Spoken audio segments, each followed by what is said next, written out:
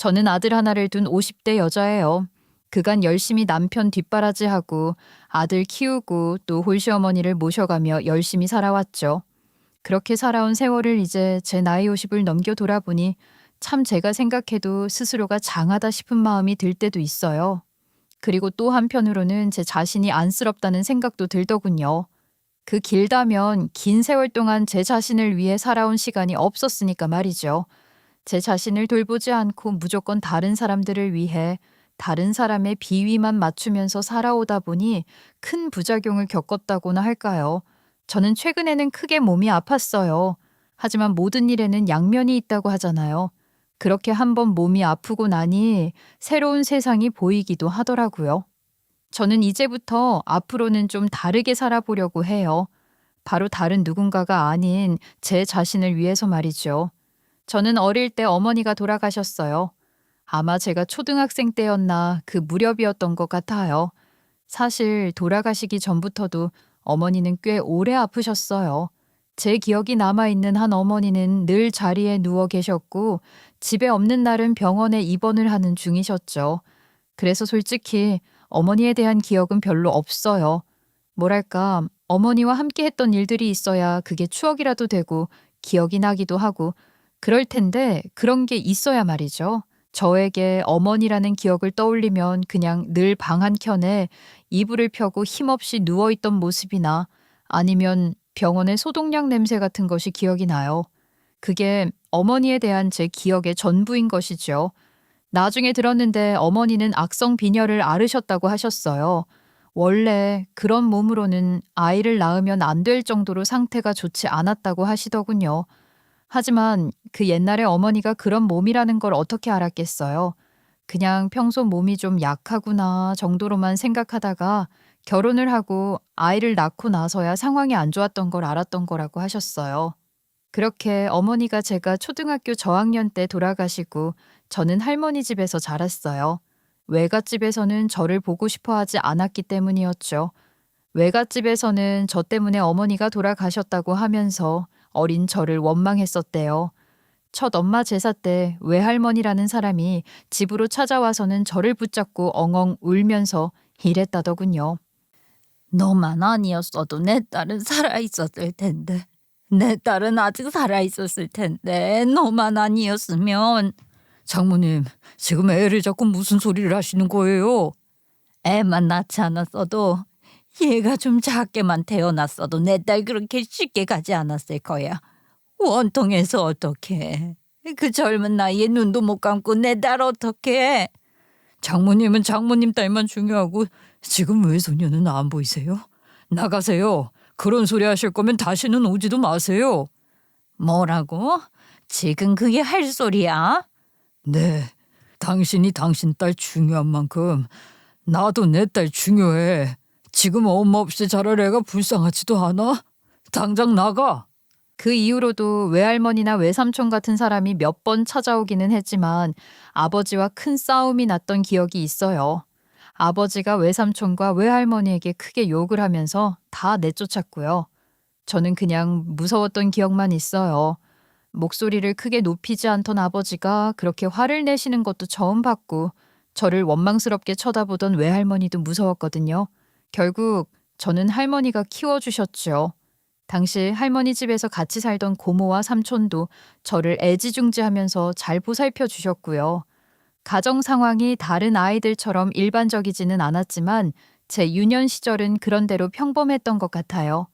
어릴 때는 집에 할머니와 아버지, 아직 시집을 안 갔던 고모와 대학생이었던 삼촌도 있었기 때문에 집안이 늘 북적북적했거든요. 그리고 모든 가족들이 저를 끼고 돌았으니까요. 물론 나중에 고모와 삼촌은 독립을 하고 결혼을 하고 나서도 저를 잘 챙겨주셨고요. 아버지는 그러셨어요. 아버지는 제가 중학생에 올라갈 무렵 재혼을 하셨죠. 뭐 재혼을 하시면서 나를 데려가니 많이 하셨지만 그 즈음에는 저도 눈치가 있잖아요. 갑자기 낯선 동네, 낯선 곳으로 가서 낯선 분을 엄마라 부르기도 어색했고 무엇보다 아버지도 같이 사는 걸 바라지 않는다는 걸 무의식 중에 알았던 것 같아요. 아버지도 새로운 분과 새로운 인생을 시작하고 싶으셨을 테니까요. 그래도 괜찮았어요. 아버지는 자주 저를 보러 오기도 하고 성적이며 친구 관계에 신경도 많이 쓰셨고 용돈도 넉넉히 주셨거든요. 같이 살지는 않았지만 새엄마가 되신 분도 그리 나쁜 사람은 아니라서 이것저것 신경은 써주셨고 말이죠. 나는 그렇게 자랐어요. 공부도 그럭저럭 못하는 편은 아니라서 그런대로 무난한 4년제 대학에 들어갔다가 나름 괜찮은 회사에 취직도 했고요. 친구 관계도 원만해서 친구도 많았고 회사 생활도 잘했어요. 그때까지만 해도 전혀 문제없는, 아니 오히려 사랑 많이 받고 잘 자랐다 저는 자신했죠. 하지만 현실은 참 뼈 아프더라고요. 제가 회사에 취직한 지 3년 정도 지났을까 갑자기 할머니가 돌아가셨어요. 너무 갑작스러웠죠. 고혈압이나 당뇨 같은 지병이 있으시기는 했지만 늘 건강하셨고 산책도 잘 다니셨거든요. 오히려 매일 아침 밥 안 먹고 회사 간다고 쌩쌩하게 잔소리를 퍼붓던 분이셨는데 갑자기 자리에서 일어나다가 쓰러지셨어요. 급히 병원으로 옮겼지만 병원에 입원한 지 딱 2주 만에 돌아가셨어요. 급성 뇌출혈이셨죠. 그렇게 할머니를 보내고 나니 저는 정말 혼자더라고요. 막 할머니가 돌아가시고 온 가족이 슬픔 속에 정신없이 장례를 치를 때만 해도 저에게는 가족이 있다 생각했어요. 눈물을 흘리며 빈소를 지키던 아버지도 고모도 삼촌도 얼마나 마음고생이 심하냐며 저를 위로하던 새엄마까지도 있었으니까요. 하지만 다 소용없었어요. 장례가 끝나자마자 아주 냉혹하기 그지없는 현실적인 문제가 닥쳐오더라고요. 바로 돈 때문이었죠. 장례가 끝나자 조의금을 어떻게 나눌 것인지로도 아버지와 고모, 삼촌은 다투셨어요. 분명 저희 회사분들도 다녀갔지만 아무도 저에게 의견을 묻지 않고요. 하지만 정작 심각한 일은 바로 뒤에 터졌어요. 당시 할머니와 제가 같이 살고 있던 집은 지은 지 오래되어 낡은 곳이기는 했지만 시내 주택가 한가운데에 있었어요. 그래서 집값이 꽤 나가는 곳이었죠. 낡은 집이다 보니 평수도 꽤 넓었고요. 당연히 집을 물려받은 아버지와 삼촌 그리고 고모는 그 집을 처분해서 집한 돈을 셋이 나눠 갖고 싶어 하셨어요. 액수가 꽤 됐으니까요. 저는 그때만 해도 그 집에 제 권리가 전혀 없다는 사실을 몰랐어요. 할머니 명의로 되어 있던 그 집에서 제 지분은 없더군요. 아니, 있더라도 아무도 저에게 지분을 줄 생각은 없었을 거예요. 그런데 문제는 그렇게 집을 팔면 제가 살 곳이 없어지는 거잖아요. 제가 당장 갈 곳이 없어지니까 그걸로 싸움이 났어요. 마지막까지 살던 집인데 애 구할 전세금은 좀 떼줘야 하는 거 아니냐? 자기 딸이 살 집은 아빠가 알아서 해야지 왜 우리 보고 돈을 내래? 맞아. 사실 오빠가 엄마에게 애 맡겨 만났지. 데려가 키우기로 해서 뭘 했어? 절대 안 돼. 단 한 푼도 못 줘. 그렇게 싸워도 삼촌과 고모가 절대로 물러서지 않자 아버지는 결국 저에게 고함을 지르더군요. 너는 직장인이 네 알아서 살 곳 하나도 못 구하냐? 대체 어떻게 산 거야 쓸모없이? 그제야 저는 세상 천지에 나 혼자구나 하는 생각이 들더군요. 아버지고 삼촌이고 고모고 전부 자기 가정이 있었고 자기 자식들이 있었고 그들이 먼저였어요. 그리고 저는 그 어디에도 끼지 못하는 존재였고 말이죠.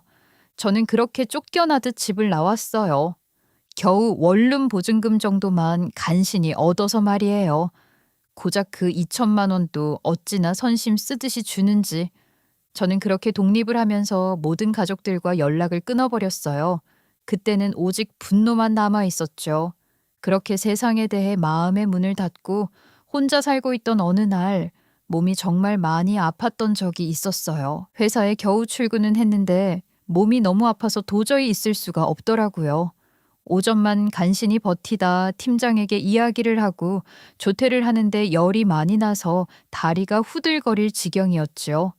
그 모습을 팀장이 보더니 집으로 데려다 주겠다는 거예요. 평소 같아서는 거절했을 테지만 그날은 정말 죽을 정도로 아팠죠. 저는 그렇게 그날 팀장님 차를 타고 기절하듯 쓰러졌다가 겨우 집에 들어가서 누웠어요. 그러다 정신을 차렸더니 방에 죽도 있고 약도 있더라고요. 이게 뭔가 했는데 갑자기 팀장님이 집으로 들어오더군요. 일어났어요? 아까는 기절하다 쓰러지길래 죽도 안 먹었네. 아니, 팀장님이 왜 여기 계세요? 저희 집 열쇠는 어떻게? 기억 안 나요? 아까 정신을 못 차려서 내가 문 열고 들어왔어요. 일어나요. 병원 갑시다. 아니에요. 좀 자고 났더니 약간 나아졌어요. 아직 열이 이렇게 높은데? 아까는 오후에 급한 회의가 있어서 약만 사놓고 갔는데 이거 그냥 두면 큰일 나요. 가서 수액이라도 맞아야 해. 빨리 일어나요. 그렇게 팀장은 억지로 나를 병원에 데려갔다가 다음 날까지 집에서 병간호를 해주셨어요. 저는 너무 아파서 얼떨결에 병간호를 받게 되었고요. 평소에는 그저 팀장과 팀원 사이에 불과했는데 그날은 왜 그랬는지 모르겠어요. 그냥 저도 그동안 외로움에 지쳤던 것 같고 몸이 아프니 마음이 좀 약해졌었던 것 같아요. 그런 도움을 받고 나서 저희 둘은 많이 가까워졌죠. 제가 고맙다고 밥도 사고 그러다 가끔은 술 한 잔도 따로 만나서 하는 사이가 되었고요. 그렇게 저희는 자연스럽게 사귀게 되었어요. 예전에는 관심이 없어서 몰랐는데 남자친구가 되고 보니 그 사람은 겉으로는 무뚝뚝해 보였지만 알고 보니 누구보다 자상하고 참 따뜻한 사람이었어요. 그리고 저는 그 따뜻함에 흠뻑 빠졌고요. 그렇게 2년 정도를 연애하다 저는 프로포즈를 받았어요. 그 사람은 제 외로운 처지를 이해해 주었죠. 그러니 빨리 결혼해서 이제 평생 저를 외롭지 않게 해주겠다고 했어요. 저는 그 말이 너무 행복해서 눈물까지 흘렸을 정도였죠. 남자친구 가족은 누나 한 명과 어머니 딱 이렇게 둘이었어요. 남자친구 역시 자신도 가족이 단출해서 얼른 화목한 가정을 꾸리고 싶다고 하더군요. 그렇게 저희는 결혼을 약속했어요. 남자친구 어머니는 평범하신 분이셨어요. 일찍 혼자 되시고 가게를 운영하시면서 남매를 키웠다고 하셨고요. 다행히도 저를 마음에 들어 하셨죠. 남자친구의 누나는 잘난 사람이었어요. 아니, 정확하게 말해 스스로를 엄청 잘났다고 생각하는 사람이었어요. 사실 따지고 보면 학벌도 저와 비슷했고 회사도 그렇게 저희와 차이 나는 것도 아니었는데 자기 자신에 대한 자부심이 정말 강하더라고요. 약간 거부감이 들 정도로 말이죠. 그렇게 남자친구 가족들에게 인사를 드리고 저희는 결혼 준비를 했어요.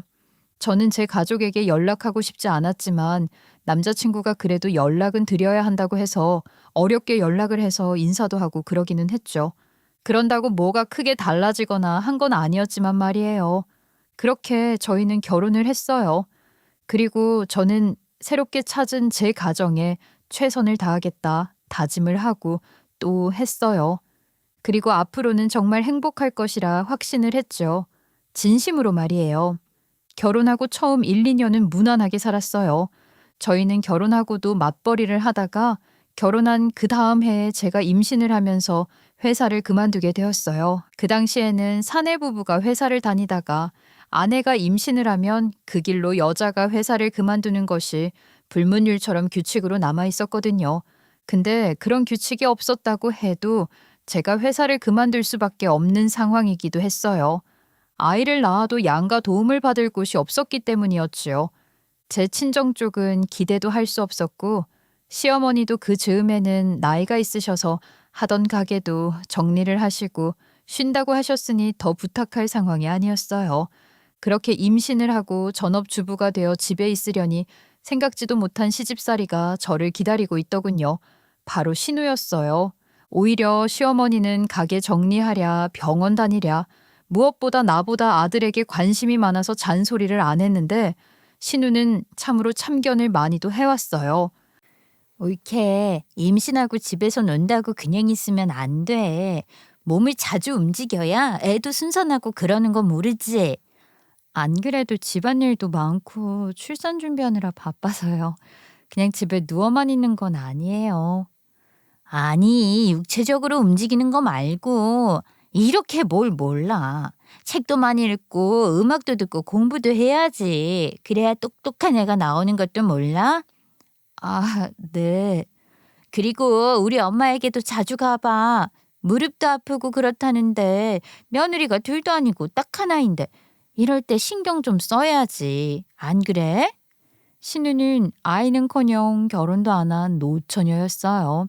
그런데도 임신을 하면 어떻게 하라는 둥, 태교는 어떻게 하라는 둥, 우리 엄마는 찾아가 봤냐는 둥, 며느리 노릇이 어떻다는 둥, 정말 사사건건 전화를 해서 간섭을 하고 저를 가르치려고 들었어요. 하루는 하도 전화로 들들 볶아서 만상의 상태로 시어머니에게 갔더니 시어머니가 보고 놀라시더라고요.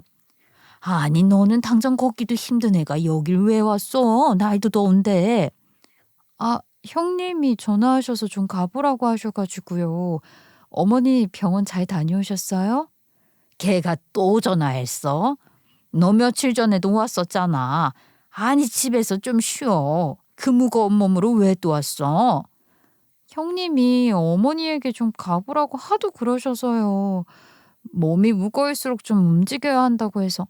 안 그래도 제가 요새 몸이 너무 무거웠거든요. 아이고 이 미련둥아 만삭에 몸이 무거운 게 당연한 거지.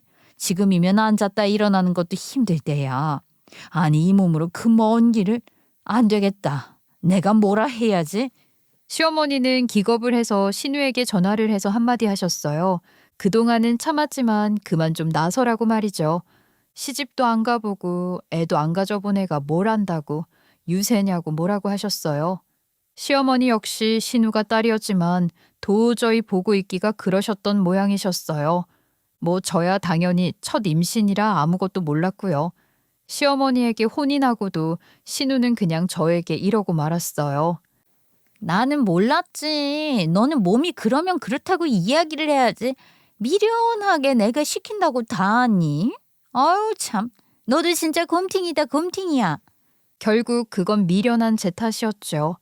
제가 그때 그렇게 행동을 했던 건 제가 신우보다 나이가 좀 어렸던 것도 있었고 집안 분위기가 신우의 말을 따라가는 분위기였기도 했어요.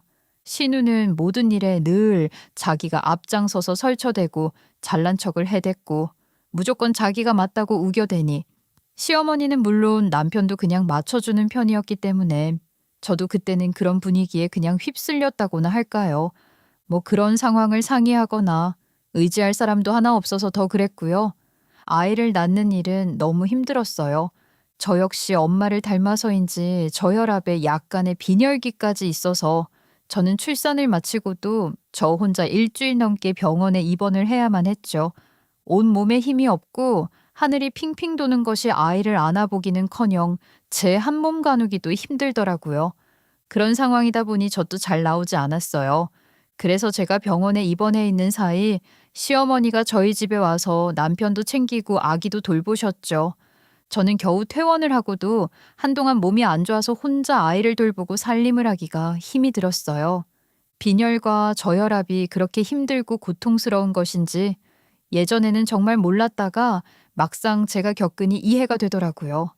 왜 엄마가 어린 시절 매일 자리에 누워만 있었는지 말이죠. 그래서 아이를 낳고도 한동안 시어머니가 저희 집안일을 봐주셨어요. 뭐 그거 가지고도 신우는 온갖 소리를 다 해댔죠. 진짜 며느리가 잘하는 꼴이다. 내가 세상에 살다 살다 시모가 며느리 수발하는 건 처음 보네 처음 봐. 죄송해요, 형님.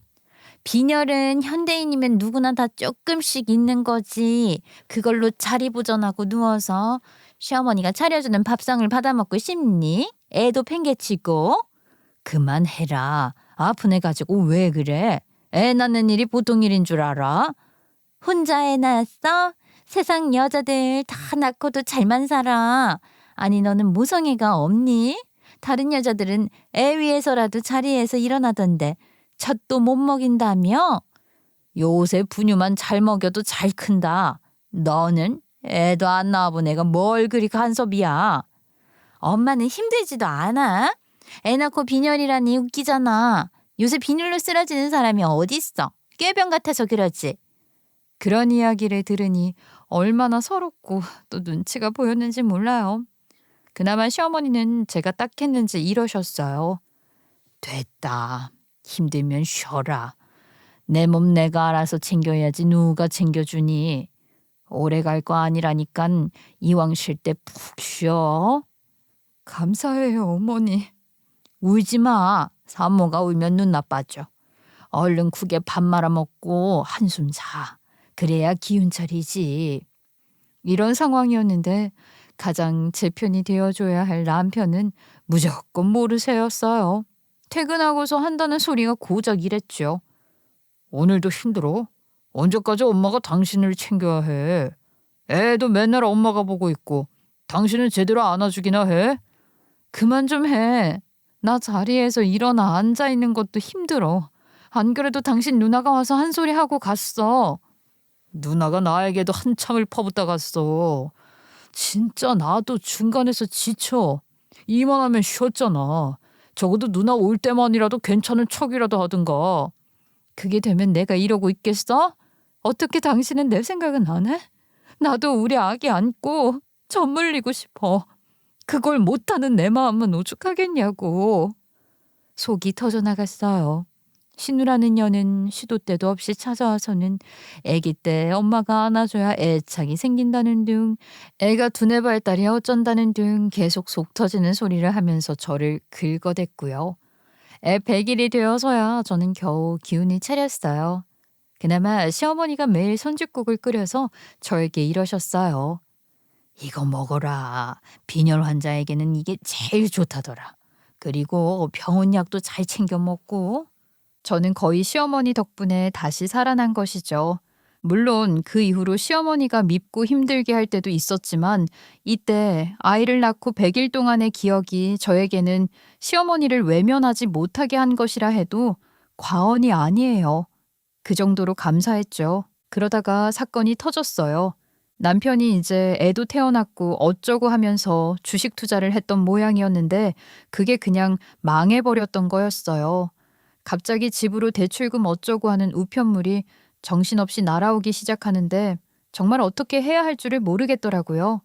이게 무슨 일인지 퇴근하고 돌아온 남편을 족쳐봤더니 고작 한다는 소리가 어이가 없었죠. 이번에는 진짜 좋은 기회라고 해서 나도 믿고 투자를 했는데 그런다고 투자를 빚을 내서 하는 사람이 어딨어. 그것도 이 집을. 진짜 좋은 기회라고 해서 미안해. 나 정말 당신이랑 애랑 더 잘 살아보고 싶어서 그랬어. 그렇다고 집을 담보로 잡히면 어떡해. 이게 투자야 도박이지? 이제 어쩔 거야. 원망하고 화를 내봐야 소용없었어요. 당장 집은 넘어가게 생겼는데 아무리 생각해도 방법이 없었으니까요. 그렇게 발을 동동 구르고 있는데 시어머니가 돈이 든 통장을 내미셨어요. 내 가게 내놨다. 내 가게랑 살림집 팔아서 보태면 니들 빚 다 털 수 있을 거니까 걱정 마. 대신 나랑 살림을 합치자. 어머니, 정말 감사해요. 제가 빨리 갚아드릴게요. 저희에게 선택의 여지는 없었어요. 시어머니가 그렇게 도와준 덕분에 저희 세 가족이 길거리로 나앉게 되는 것을 면할 수 있었으니까요. 그때가 큰아이돌이 막 지났을 때였어요. 그렇게 살림을 합친 이후로 저는 계속 시어머니를 모시고 살았죠. 그렇게 보낸 세월이 어찌어찌 하다 보니 25년이나 되었고요. 물론 시어머니는 나쁜 분은 아니에요. 적어도 사리분별도 정확하시고 계산도 정확하신 분이셨어요. 무엇보다 제가 아이를 낳고 몸이 아파서 힘들어할 때 유일하게 저를 챙기고 돌봐줬던 사람이기도 했고요. 그때 석 달 남짓한 기억이 제가 그 이후에 25년이라는 세월을 버틸 수 있도록 했다고나 할까요? 사실 그 이후에도 그나마 집에서 제가 몸이 안 좋으면 챙겨주고 그러셨어요. 제가 반했던 남편의 자상한 성격은 그래도 시어머니를 닮은 면이었던 것이죠. 하지만 아무리 남을 잘 챙기는 성격이라 하더라도 시어머니는 시어머니더라고요. 제가 어느 정도 건강을 회복하고 저희가 본격적으로 살림을 합친 뒤 시어머니는 몹시도 당당하게 시어머니 노릇을 하셨어요. 논리는 간단했죠.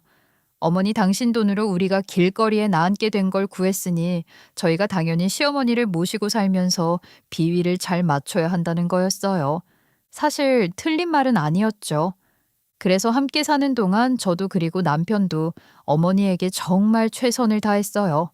어떨 때는 시어머니가 부러울 정도로 자식들에게 대접을 받으면서 사셨던 것이죠. 저희 부부는 시어머니가 먹고 싶은 게 있다면 그게 뭐든 다 구해오고 구하지 못하면 어떻게든 다 만들어서라도 시어머니 상에 그걸 올렸어요. 그뿐만이 아니었죠. 어디 가시고 싶다는 곳, 구경하고 싶으신 곳, 하고 싶으신 것이 있으면 무조건 다 모시고 가고 구경시켜드리고 했어요. 저희에게는 아이보다도 더 우선이 시어머니였죠. 그런데 그 세월을 숨죽이며 보내는 것보다 더 짜증이 났던 건 신우였어요. 제가 조금이라도 틈을 보이거나 아니 조금이라도 틈이 보이는 것 같은 생각이라도 들면 득달같이 달려와 난리를 쳐댔거든요. 너네는 은혜도 모르냐? 너희에게 우리 엄마가 어떻게 했는데 진짜 니들이 그러면 안 된다. 저희가 또 무슨 잘못을 했다고 그러세요. 그건 아무 일도 없었어요, 형님. 옳게 그저께 엄마가 과일 드시고 싶다는데 안 드렸다며? 귀찮다고 노인네가 과일 좀 달라는 걸 안 주니? 어? 아, 그건 어머니 당이 높아서 저녁에 과일 드시지 말라고 의사가 그러셔서 그런 거예요. 어머니도 알겠다고 하셨고요. 그럼 당이 안 오르는 과일을 좀 찾아봐. 그것도 아니면 입 심심할 때 할 만한 간식거리를 찾던지. 너는 왜 그렇게 노력을 안 하니? 그러니까 네가 아무것도 모르는 거야. 기가 찼죠. 본인은 저희가 시어머니와 같이 산 이후로 땡전 한 푼 보태지도 않은 주제에 어찌나 나서는지. 그래놓고 본인은 싱글 라이프를 즐긴다면서 여행이나 다니고 명품 가방이나 지르면서 조카에게 해주는 것도 없었어요. 오히려 본인 생일 때는 바라는 것이 더럽게도 많았고요. 진짜 비호감이었지요. 그렇게 세월이 흘렀어요. 제가 제 자신보다는 늘 남편과 식구들을 위해 살았다고 말씀드렸잖아요. 진짜 매일매일이 정신이 없었어요. 전쟁과도 같았죠. 그리고 그 사이 생활에도 이런저런 변화가 생겼고요. 저희가 결혼한 지 10년 정도 되었을 때 남편은 회사를 그만두게 되었어요. 아이들은 크고 이래저래 힘든 시기였죠. 그리고 사실 뭐 그 정도면 조기 퇴직 신청을 할 만한 나이가 되기는 했어요. 40이 훌쩍 넘고 중역으로 승진을 못할 바에는 50이 되어서 언제 잘릴지도 모르는 회사 생활을 하기보다는 조기 퇴직으로 퇴직금을 받아서 다른 일을 하는 게 낫다고 판단을 한 것이죠. 그 퇴직금으로 남편은 프랜차이즈 카페를 열었어요. 정말 다행이었다면 그때까지만 해도 아직 프랜차이즈 카페가 지금처럼 여기저기 많았던 것도 아니었고 자리도 좋아서 장사가 그런대로 잘 되었다는 거였어요. 저희는 진짜 정신없이 일만 했죠. 저는 남편을 도와 카페 일을 하는 와중에도 살림을 하면서 아이도 키우고 시어머니까지 모셨어요. 저희가 막 카페를 창업했을 무렵 시어머니가 여기저기 많이 아프셨거든요. 큰 병이 있으셨던 건 아니었고 당연히 나이가 드셔서 관절이며 눈이며 신장 그런 것들에 문제가 생긴 것이었어요. 그리고 그때마다 시어머니를 전부 병원에 모시고 다녀야 하는 사람이 누구였겠어요? 바로 저였죠. 시어머니는 고혈압에 당뇨에 신장도 좀 안 좋으셨고 심장에도 무리가 가서 정기적으로 초음파 검사를 하고 약을 드셔야 했어요. 그 중간에 무릎이 아파서 관절 수술도 해야 했고 그 뒤로는 한참을 재활도 다니셔야 했고요. 사실 그 세월을 다 어떻게 이야기를 하겠어요. 저는 매일 같이 새벽에 일어나 식구들 식사를 챙기고 남편을 먼저 보낸 다음 아이를 학교에 보내고 어머니 아침을 챙겼죠. 그런 다음 카페로 저도 출근을 했어요. 그리고 오전에 카페에서 일을 하다가 다시 집으로 돌아와서 시어머니 점심을 챙기고 아이 학교 끝나는 시간에 맞춰서 학원에 데려다주고 저녁을 하고 틈틈이 집안일을 해내면서 또 중간중간 오후 알바가 없는 시간이나 주말에 카페에서 일을 하고 거기에 사이사이 시어머니 병원 모시고 다니고 약 챙기고 시어머니가 입원이나 수술을 하면 병간호까지 전부 다 제 몫이었어요. 그 즈음 제 소원이 뭐였는지 아세요?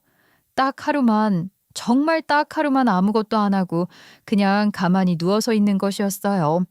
그 정도로 하루하루가 정신이 없었던 것이죠. 오죽했으면 화장실 갈 시간이 없어서 방광염에 걸릴 정도였으니까요. 그래서 남편이 제 생일에 무슨 선물을 받고 싶냐길래 어디 가까운 곳에 혼자 있게 방 좀 잡아달라고 했을 정도예요. 그 말을 듣고 남편도 두말 없이 호텔방을 잡았을 정도로 저는 지쳐 있었어요. 정말 말 그대로 단 하루도 쉬지 못했으니까요. 뭐 그마저도 방을 잡았다가 시어머니가 어딜 가셔야 한다고 해서 바로 취소했지만요. 하지만 시어머니는 늘 당당했어요. 제가 피곤해하고 힘들어하는 게 눈에 보였어도 이러고 마셨죠. 왜 이리 얼굴이 부었어? 어제 못 잤니? 감기 기운이 좀 있어서요. 그리고 어제 저녁 알바가 펑크가 나서 늦게까지 일했잖아요. 피곤해서 그런가 봐요. 약은 먹었어? 네 몸 네가 챙겨야지 아무도 안 알아준다. 주말이라도 좀 쉬어. 주말에도 알바가 없어요. 나가서 내내 일해야 할 것 같아요. 몸도 약한 애가 어쩌니. 영양제라도 사 먹어라. 가서 아범 것이랑 내 것도 좀 사오고.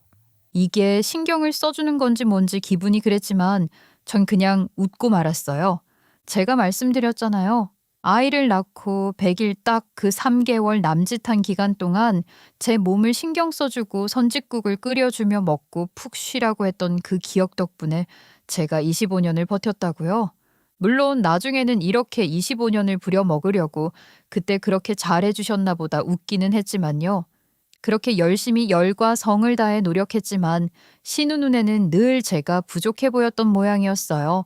거의 매일 전화를 해대고 매주 주말마다 와서 지 엄마를 제가 어떻게 잘 모시는지 구박은 안 하는지 감시를 하는 눈초리로 어디 트집 잡을 것 없나 따졌어요. 거기에 훈수질에 잘난 척은 얼마나 하는지. 노인들 식사는 어떻고 저떻고 짜게 먹으면 나트륨이 어쩌고 저쩌고 연병을 떨었어요. 하지만 이제 저라고 그 연병을 그냥 듣고만 있을 군번은 아니잖아요. 저도 할 말 했죠. 엄마 식사는 잘 하셔? 신장도 안 좋으신데 싱겁게 해야 하는 거 알지? 이거 봐봐. 노인네 심장도 안 좋은데 이렇게 짠 국을 끓이면 어떡해? 어머니도 그렇고 애 아빠도 국 없으면 밥을 못 먹어서 그래요. 많이는 안 드세요. 그럼 식단을 다르게 짜서 국을 따로 끓여야지. 삼삼한 걸로. 반찬도 따로 좀 하고. 그렇게 걱정되시면 형님이 직접 반찬 좀 해주세요. 저는 이런 건 잘 몰라서 그냥 먹던 대로만 해요. 어머? 모른다고만 하지 말고 노력을 좀 해. 왜 모른다 하고 노력을 안 해? 그러니까 매일 발전이 없는 거야. 진짜 성질 같아서는 아무것도 안 하고 나불대기만 하는 그놈의 주둥이를 확 한 대 때리고 싶었어요. 그렇게 세월이 흘렀어요. 시어머니는 지병이 있기는 하셨지만 그런대로 건강하셨고 아들도 거의 다 커서 군대도 건강하게 제대를 했죠. 남편이 하던 커피 프랜차이즈는 동네에서 자리를 잘 잡아서 다른 지점까지 2호점으로 늘렸고 그런대로 잘 되었어요. 그 와중에 환갑이 다 되어가는 신우는 뭐 지가 본인 회사를 창업을 했다는 둥, 이제 자기가 사장이라는 둥 하더군요. 그러면서 회사 개업식에 난을 보내라. 화환이 좋겠다. 어쩌고 저쩌고 난리 부르스를 떨어댔어요. 짜증나서 그냥 아들에게 난 하나 들려서 보냈더니 아들이 그놈의 회사 개업식에 다녀와서 하는 소리가 이랬어요. 엄마, 고모 회사 고모가 사장이 아니던데? 회사도 좀 이상해. 뭐? 고모가 사장이라며 그렇게 자랑을 하는 거 들었잖아. 아니야, 대표가 다른 사람이었어. 고모는 그냥 직원이더라고. 사장 찾았다가 나 민망할 뻔했어. 그러면서 회사가 무슨 아이템을 만들어 파는 곳이라는데 정체가 묘하다고 했어요. 기가 찼죠. 그런 주제에 저보고 저희 아들 나중에 취직 자리 없으면 보내라나 어쩌고 잘난 척을 한 거였다니 나중에 알고 보니 회사를 잘렸는지 어쨌는지 다니던 곳을 그만두고 아는 사람이 작은 회사를 창업할 때 지도같이 투자를 한 거라나요? 뭐라든 저는 관심을 그냥 끊었어요. 그러다 제 몸이 좀 이상하더라고요. 자도 피곤하고 소화도 잘 안 되고 살도 쭉쭉 빠지고 남편은 좀 쉬라고 했고 시어머니는 또 빈혈이 도진 거 아니냐고 해서 저는 병원을 찾았어요. 그때 겪었던 빈혈과는 달랐기 때문이었죠. 그런데 의사가 저를 보더니 바로 큰 병원으로 저를 다시 보내더라고요. 저는 그제야 뭔가 심각함을 느꼈어요. 검사 결과는 갑상선 암이었어요. 거기에 간도 좋지 않다고 하더군요. 갑상선은 빨리 수술을 하셔야 하고요. 간 같은 경우는 조직 검사를 해봐야 암인지 뭔지 알 것 같아요. 그래도 일단 절제는 하셔야 해요. 절제요? 네, 그래도 부위가 크지 않으니 간 같은 경우는 관리 잘하면 괜찮으실 거예요. 일단 조직 검사 예안이 빨리 입원하시죠.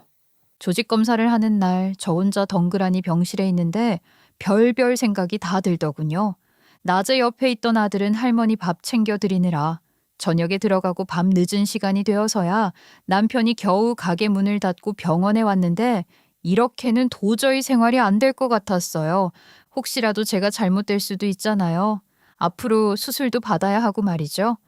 혹시라도 저에게 무슨 일이 생길지도 모르고 정말 별별 생각이 다 들었어요. 그래서 신우와 상의를 좀 해야겠다는 생각이 들었죠. 그래도 가족이잖아요. 저는 큰 맘 먹고 전화를 걸었어요. 형님, 이야기 들으셨죠? 저 병원이에요. 암이라네요. 그래서 갑상선이라며 수술하면 돼. 아니, 그래도 간 조직 검사도 받아야 하고 제가 한동안은 너무 힘들 것 같아요. 그러니 형님이 어머님을 좀 모셔가면 어떠실까요? 내가? 네, 형님 계속 혼자 계시잖아요. 제가 암 진단 받은 몸으로 앞으로 더 이상은 시어머니 챙겨드리기가 힘들 것 같아요. 잠시 정적이 흘렀어요. 저는 신우가 바로 알았다고 할 줄 알았어요. 제가 아프잖아요. 그리고 정말 25년 동안 어머니를 모셨고요. 무엇보다 신우에게 시어머니는 친엄마니까요. 그런데 수화기 너머로 들려오는 건 웃음소리였죠. 신우는 큰 소리로 깔깔 웃더니 비웃는 목소리로 정말 충격적인 소리를 했어요. 옳게. 요즘 개나 소나 걸리는 게 암이야. 엄살 좀 그만 피워. 진짜 말이 나오지 않았어요. 기가 차면 헛웃음이 나온다는데 그 말이 딱 맞았죠. 신우는 그깟 병 같지도 않은 걸 가지고 엄살을 피우면서 무슨 짐을 떠넘긴다는 식으로 비난을 하더군요. 거기에 제 아들까지 운운하면서 안 되면 제 아들이 하면 된다나요? 그런 이야기를 듣는데 진짜 정신이 번쩍 들었어요. 걱정까지는 바라지도 않았는데 엄살? 저는 신우가 함부로 말을 내뱉던 그 순간 아, 이제 진짜 공평하게 해줘야겠구나 하는 생각이 들었죠. 조직 검사를 받고 퇴원을 한 다음 날 아침 저는 집으로 돌아가 조용히 시어머니와 이야기를 나누었어요. 제가 암이라는 이야기를 하자 시어머니는 몹시 놀라셨어요. 하지만 그 다음 말이 참 기가 막혔어요. 너 병원에 가 있을 동안 우리 아들 밥은 어떻게 하냐? 내 밥은? 너 어제처럼 손주 시켜서 밥 차리게 할 거야? 어머니는 그게 걱정이세요? 아니, 너 암이라도 수술받고 할 거 아니냐? 아니, 막말로 죽은 사람은 죽은 사람이고 산 사람은 살아야지. 오히려 그런 말을 들으니 마음이 편안해지더군요. 그리고 그 다음 제가 하려던 행동에 대해서도 거리낌이 없어지고요. 차라리 그런 말을 하는 시어머니에게 고맙기까지 했어요. 그리고 제가 아이를 낳고 저를 돌봐준 것도 다 갚았다는 후련한 마음이 들었어요. 25년 동안 모셨으니 갚고도 이자까지 쳐서 후하게 대해준 거 아니겠어요? 그래서 제가 담담하게 말씀드렸죠. 일단 형님 집에 가 계세요. 형님이 이제는 어머니 모시고 산다고 했으니 가족끼리 모여서 사셔야죠. 그래? 걔가? 네, 어머님도 매일 우리 가족 우리 핏줄 하셨잖아요. 저는 몸 약한 거 아시죠? 이러고 병 치료하고 나면 한동안 골골댈 텐데 그러면 어머니도 힘드실 거예요. 아, 그거는 안 되지. 그때는 네가 아들도 낳고 그래서 그랬다만 이제 나는 네 병수발 아유 더 이상은 못한다. 그러니까요. 이제는 형님 댁에 가셔서 편하게 지내세요. 형님이 똑똑하시니 훨씬 더 잘 모실 거예요. 그런 이야기를 하자 시어머니는 오히려 신나하시더라고요. 이제는 진짜 가족끼리 잘 모여서 살아야겠다나요? 뭐라나요? 뭐 어쩌겠어요. 그동안 저는 시어머니에게 그냥 그런 존재에 불과했던 거였죠. 그걸 알기까지 참 오랜 시간이 걸렸지만요. 저는 시어머니를 정중하게 신우 회사 로비로 모셔다 드렸어요. 그리고 거기 경비에게 형님의 이름을 이야기하고 찾으면 될 것이라고 했고요. 뭐 시어머니가 회사 로비에서 신우를 찾는 순간 로비의 안내원은 당연히 신우를 찾았을 거 아니에요? 갑작스러운 호출에 로비로 급히 내려온 신우년 얼굴은 참으로 볼만하더군요. 바로 도색 벗겨진 간판처럼 하얗게 질려버렸으니까요. 시어머니는 신우를 보자마자 막무가내로 구셨어요. 속이 시원했죠. 야, 오랜만에 차를 탔더니 나 너무 피곤하다. 지금 배도 고프고 그러니까 일단 집으로 가자. 엄마, 집이라니 무슨 소리야? 아니, 왜 여기 와서 아침부터 나를 찾아? 야, 그럼 내가 진수애미 아파서 병원 가고 없는데 굶고 있으리? 네가 밥이라도 챙겨야 할 거 아니야? 그랬더니 시모가 짜증을 버럭 내면서 고함을 질렀어요. 역시 좋은 걸 많이 드셔서 그런지 짱짱하셔서 목소리가 우렁차시더군요. 뭐 물론 저는 그 모든 모습을 멀찍이 떨어져서 보고 있었어요.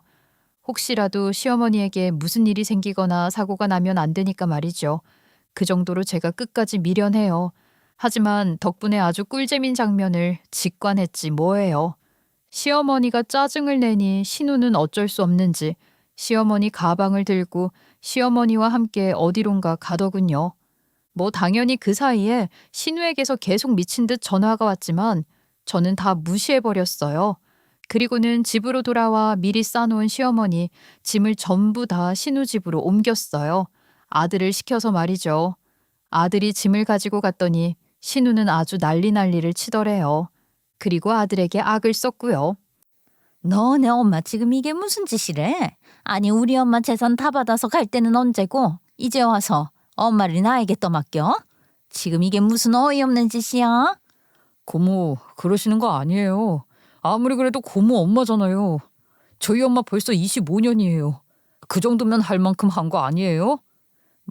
뭐라고? 너 지금 고모에게 무슨 말이야? 너 지금 다 컸다고 지금 말대꾸를 하는 거야? 네, 이제 고모 엄마니까 알아서 좀 하세요. 우리 엄마는 이제 아파서 안 돼요. 그게 자식된 도리가 맞는 거잖아요. 서로 도리를 지키자고요. 그렇게 대꾸하고 아들은 짐만 내려놓고 와버렸대요. 어찌나 똑 부러지고 듬직한지 정말 제가 아들 하나는 잘 키웠다 싶더군요.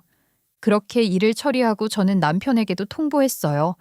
묵묵히 열심히 일을 한 것도 알고 속으로는 저를 위하는 마음이 있다는 것도 알지만 저에게는 원망하는 마음도 있었어요.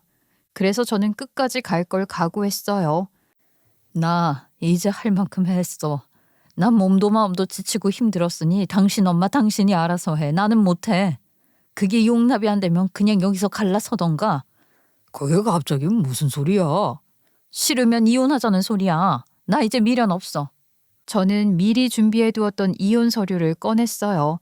남편이 절대로 안 된다고 하면 그냥 저희의 인연은 여기까지라고 생각을 했던 것이지요. 절대 안 된다고 하면 어쩌겠어요. 할 수 없는 거 아닌가요? 그냥 그런 거죠. 그렇게 통보하고 저는 조용히 병원에 입원할 준비를 했어요.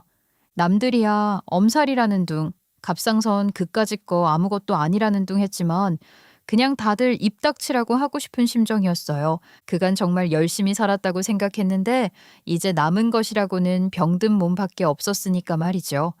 제가 이렇게 통보를 하자 일을 하던 남편은 급히 달려왔어요.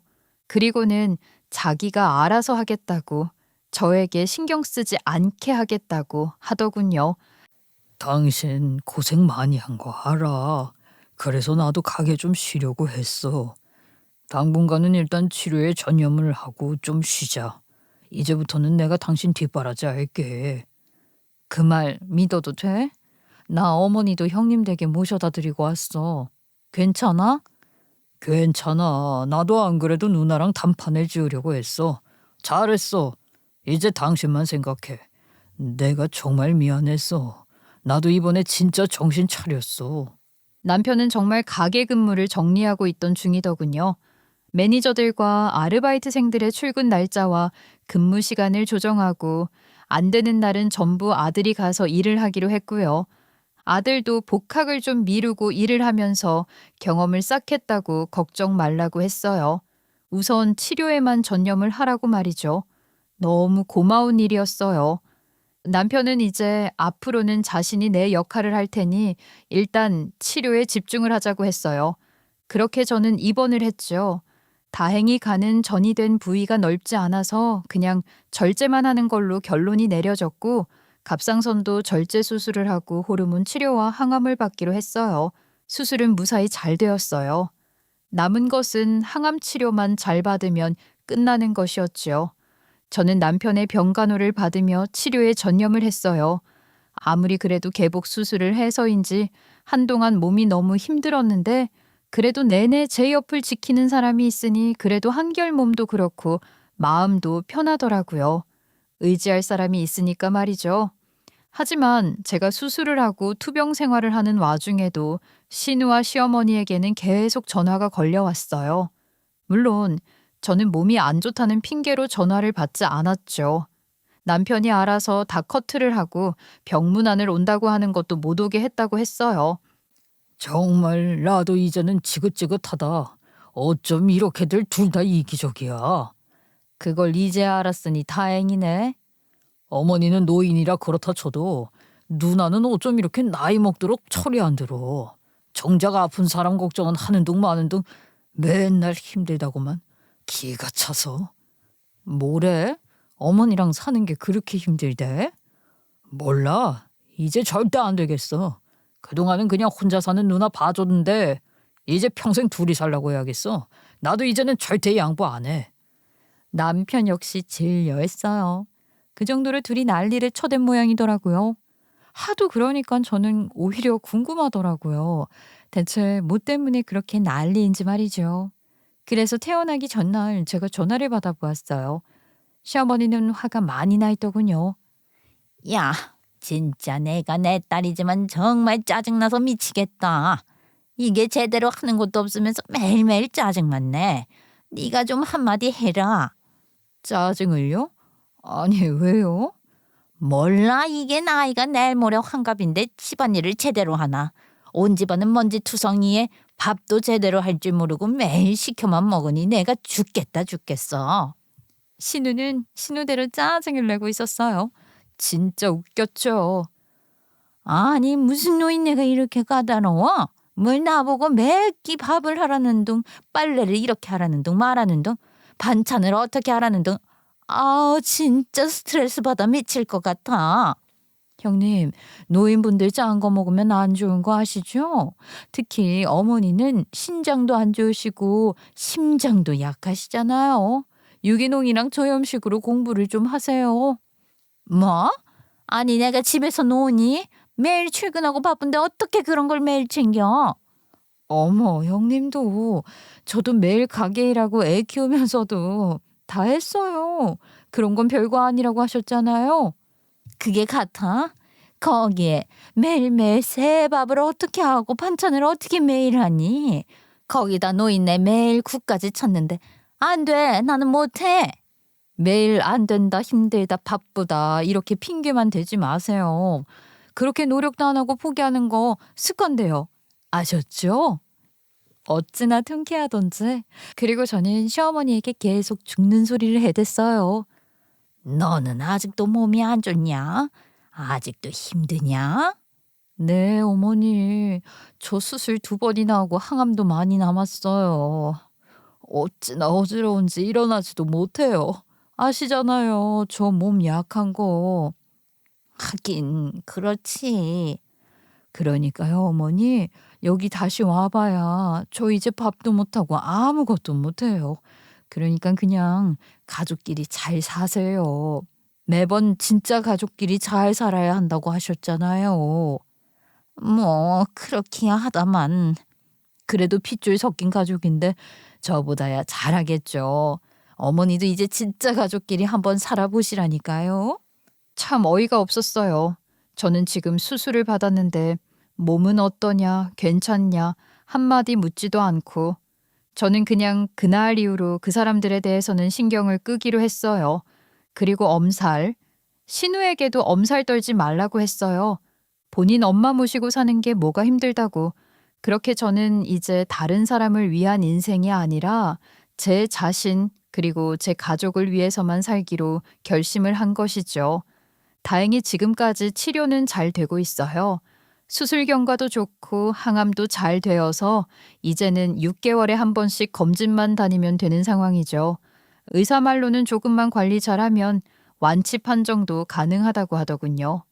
저는 퇴원 이후에 규칙적으로 생활하고 몸에 좋은 음식, 제가 좋아하는 음식을 먹고 푹 쉬려고 노력하고 있는 중이에요. 매일 주변 산책도 하고 일주일에 정기적으로 운동도 하면서 말이죠. 아파 보니 다 소용없다는 생각이 들더라고요. 진짜 건강이 제일이라는 말이 와닿았어요. 일단 건강해야 뭐라도 하니 말이죠. 이제 제 옆에는 늘 남편이 같이 있어요. 남편도 가게 운영은 거의 아들에게 맡겨놓고 저와 함께 운동도 가고 뭐 맛있는 것도 먹으러 다니고 경치 좋은 곳이 있으면 여행도 다니는 중이에요. 저는 남편에게도 하고 싶은 게 있으면 같이 하자고 했고요. 사실 남편도 그간 저와 시어머니 사이에 껴서 눈치 봐가며 열심히 일하느라 바빴으니까 말이죠. 시어머니와 신우는 지금도 여전히 위태위태한 상황이에요. 서로 욕하고 서로 탓하고 싸우고 아주 난리도 아닌 모양이더라고요. 그러다가 며칠 전에는 신우가 도저히 안 되겠다고 시어머니를 요양원에 모시는 게 어떠냐고까지 하는 말이 나왔어요. 그 말에 남편이 처음으로 극대노를 해서 누나에게 화를 폭발했어요. 그러고는 자기 누나에게 폭탄 선언을 하더군요. 누나, 인간적으로 그러는 거 아니야. 엄마 요양원 보낼 거면 내가 누나 앞으로 빌려준 돈 당장 내놔. 그러면 내가 바로 엄마 모셔갈 테니까. 너 갑자기 그런 이야기를 하면 어쩌라는 거야? 갑자기? 돈 이야기에 갑자기가 어딨어? 남편은 자리에서 벌떡 일어나서 고래고래 고함을 질렀어요. 이 정도는 좀 하라고. 내가 그건 엄마 모시고 사는 동안 누나가 생활비를 단 돈 10,000원 보탠 적이 있어? 엄마 용돈을 준 적이 있어? 한 번도 없잖아. 뭐? 내가 왜 엄마 생활비를 신경을 써야 해? 당연히 네가 해야지. 당연? 이 세상에 당연한 건 없어. 그래 놓고 누나가 그건 엄마 돈을 얼마나 가져갔어. 그건 당연한 거야? 신우도 버럭 화를 내더군요. 너네 길에 나앉을 뻔한 거 엄마가 집 팔아서 구했잖아. 그러니까 당연하지. 그게 벌써 30년 가까이 된 일이야. 그거 다 갖고도 남았다고? 진짜 기가 차서. 알아서 해. 엄마 요양원 어쩌고 하면 당장 살고 있는 집 보증금이랑 다 뺄 테니까 각오해. 그럼 나보고 어쩌라고. 이렇게 계속 살라는 말이야? 그래, 맞아. 그렇게 좀 살아봐. 적어도 10년이라도 채워. 내 아내는 아무 군소리 없이 25년을 모셨어. 무려 25년. 그 세월의 반은 해보라고. 신우는 울상이 되었지만 어쩌겠어요. 하는 수가 없지. 알고 보니 신우는 지금 거의 개털이더군요. 그간 혼자 벌어서 혼자 쓰면서 돈도 모아놓지 않았던 모양이었어요. 하긴 몇 년마다 차 바꿔대고 명품 가방에 혼자 여행 다니고 돈 펑펑 써댈 때부터 알아봤어요. 얼마나 돈을 많이 벌길래 저러나 했더니 그게 다 거품이었던 것이죠. 거기다 회사 생활도 그렇게 성실하게 하지 않았던 모양이었어요. 한 회사에서 오래 근무를 해야 연차도 쌓이고 연봉도 오르는 건데 몇 년 일하다 그만두고 그 돈으로 여행 다니고 또 그러다 다시 회사 들어갔다 몇 년 일하고 또 그만두고 여행 다니고 그렇게 살았던 모양이었어요.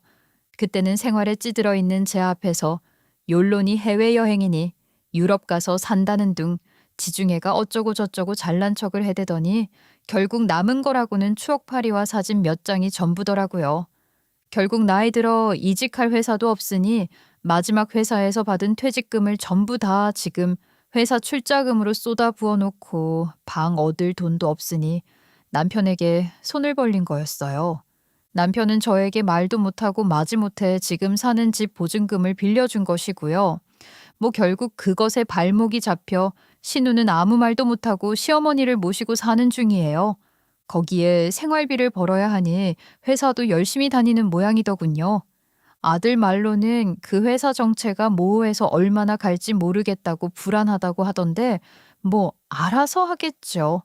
시어머니는 요즘도 종종 저에게 전화를 해서 하소연을 해요. 이렇게는 도저히 못 살겠다고 말이죠. 와서 네가 한마디 하라고요. 그럼 제가 어떻게 그럴 수가 있냐고 기겁을 한 척 시모집으로 바로 뛰어가서 미주알고주알 아는 척도 하고 신우에게 화도 내고 살림도 가르치고 온갖 간섭이란 간섭은 다 하다가 와요.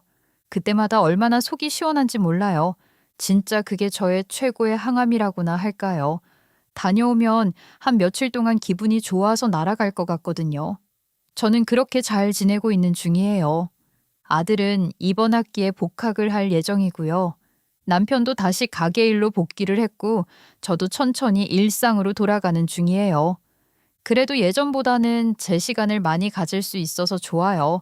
이제는 보고 싶은 영화가 있으면 가서 보기도 하고 유명한 맛집이 있다고 하면 가기도 하고 여행도 갈 수 있죠. 올 봄에는 남편과 신우가 그렇게 떠들던 유럽 여행도 갈 생각이에요. 아들이 방학 때 자기와 같이 가자고 했지만 그냥 우리끼리 가겠다 했어요. 패키지 여행도 아니고 다 저희가 계획을 짜서 가는 걸로요. 이제 정말 어디에 맞춰서 사는 것이 아니라 자유롭고 싶었거든요. 일단 가서 안 되는 영어로 길도 물어물어 가보고 몸이 힘들면 그냥 종일 카페에서 쉬기도 하고 모르면 돌아서 가보는 것도 해보려고 해요. 그래봐야 큰일이야 나겠어요. 그냥 좀 돌아갈 뿐이지. 한번 몸이 아팠던 것뿐인데 왜 진작 이렇게 살지 못했을까 싶을 정도로 세상은 아직 볼 것도 많고 할 것도 많더라고요. 그전까지 내 인생은 이렇게 끝나나 싶었는데 생각을 조금만 바꿨더니 그리고 그냥 용기를 좀 냈더니 정말 많은 것이 바뀌었어요. 혹시라도 지금 내 인생은 그냥 이렇게 끝이라고 이제 내 인생에서 남은 것도 바뀔 것도 없다고 생각하시는 분들이 있다면 아직 아니라고 말씀을 드리고 싶어요. 조금만 내 주변을 바꾸고 또 조금만 용기를 내면 진짜 조금만 바꾸면 제 인생은 생각보다 많이 바뀔 수 있어요. 무엇보다 내 인생은 내 것이니까 이제는 하고 싶은 대로 하고 살아도 되잖아요. 그러니 꼭 용기를 내시라고 말씀드리고 싶어요. 그러면 정말 생각보다 많은 것이 바뀔 수도 있거든요. 저는 얼마 전에 오랜만에 할머니 낙골당에 다녀왔어요. 그간 사는 게 바빠서 힘들다고 생각을 안 하려고 했는데 그래도 몸이 아플 때 생각나는 사람은 할머니더라고요. 그리고 아버지도 그냥 용서하기로 했어요. 어쩌겠어요. 그냥 그런 걸. 아버지에게 나는 잊혀진 딸이었고 당장 살고 있는 처자식이 더 중요했던 것이죠. 뭐 원래 그랬던 거니 할 수 없죠. 저는 그렇게 잘 지내고 있어요. 아들도 공부 열심히 하면서 가게 일도 열심히 잘 돕고 있고 남편은 이제 제 말이라면 뭐든 다 해주는 영원한 내 편이 되었고 무엇보다 건강도 정말 많이 나아졌어요. 저는 이렇게 앞으로는 제 자신에게 집중해서 잘 살아보려고 해요. 더욱 행복하게 말이죠. 여러분들도 늘 건강하시고 행복하시기를 빌게요. 앞으로 늘 말이죠.